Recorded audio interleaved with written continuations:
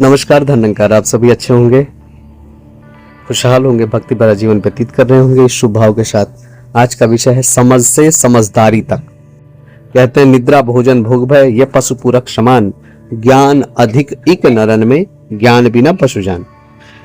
कि एक ज्ञान ही है जो पशुओं से इंसान को अलग करती है। अब बात आता है समझ से समझदारी तक। अगर समझ है और उसका समझदारी अर्थात उपयोग, ज्ञान का उपयोग नहीं होता, अनभ्यास विषम्बित, कि अगर अभ्यास नहीं है तो विद्या भी उल्टी हो जाती है। विद्या मतलब वो प्रॉपर काम नहीं करती। इसलिए समझदारी का होना जरूरी है। समझदारी कैसे आता है? वो समर्पण से आता है। जब हमारे जीवन में समर्पण होता है, जब हमारे जीवन में परमात्मा का चिंतन होता है, तभी हमारा समझदारी भी काम करता है। कहते हैं कि जब तक हम कोई चीज पढ़ रहे हैं, प्रैक्टिकली नहीं कर रहे, तब तक उसका हमको फायदा नहीं हो सकता। रोटी के जाप से भूख नहीं मिट सकती,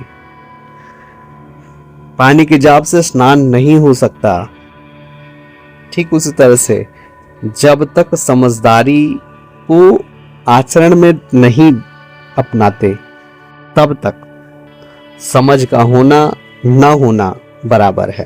पैर कुल्हाड़ा मारिया गाफिल अपने हाथ, कि एक मूर्ख जो है वो पैरों पे कुल्हाड़ी मारता रहता है। स्वामी विवेकानंद जी से किसी ने पूछा, आपके पास इतना ज्ञान कैसे? उन्होंने कहा, यह ज्ञान मुझे मूर्खों से प्राप्त हुआ। पूछने वाले ने यह पूछा, मूर्खों से कैसे प्राप्त हुआ? उन्होंने कहा, जो गलतियां वो करते, उन गलतियों से मैं बचने का प्रयास करता था। उन गलतियों से जब मैं बचता गया, मेरे अंदर विवेक का सृजन हुआ और मैं बस अच्छे गुणों से युक्त होता चला गया।